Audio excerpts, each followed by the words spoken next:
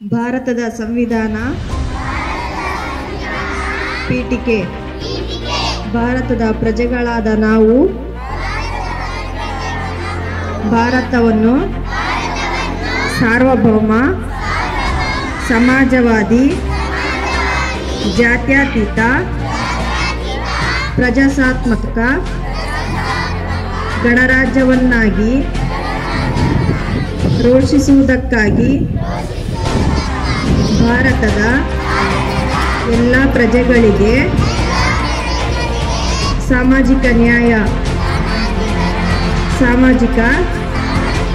ಆರ್ಥಿಕ ಮತ್ತು ರಾಜಕೀಯ ನ್ಯಾಯವನ್ನು, ಸ್ವಾತಂತ್ರ್ಯ, ವಿಚಾರ, ಅಭಿವ್ಯಕ್ತಿ, ನಂಬಿಕೆ, ಧರ್ಮ ಮತ್ತು ಉಪಾಸನೆಯ ಸ್ವಾತಂತ್ರ್ಯವನ್ನು, ಸಮಾನತೆ, ಸ್ಥಾನಮಾನ ಮತ್ತು ಅವಕಾಶಗಳ ಸಮತೆಯನ್ನು ದೊರೆಯುವಂತೆ ಮಾಡುವುದಕ್ಕಾಗಿ ಭ್ರಾತೃತ್ವ, ವ್ಯಕ್ತಿ ಗೌರವ, ದೇಶದ ಏಕತೆ ಮತ್ತು ಸಮಗ್ರತೆಗಾಗಿ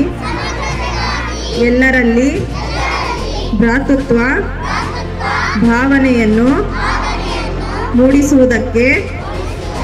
ದೃಢ ಸಂಕಲ್ಪ ಮಾಡಿ ನಮ್ಮ ಸಂವಿಧಾನ ಸಭೆಯಲ್ಲಿ 1949ನೇ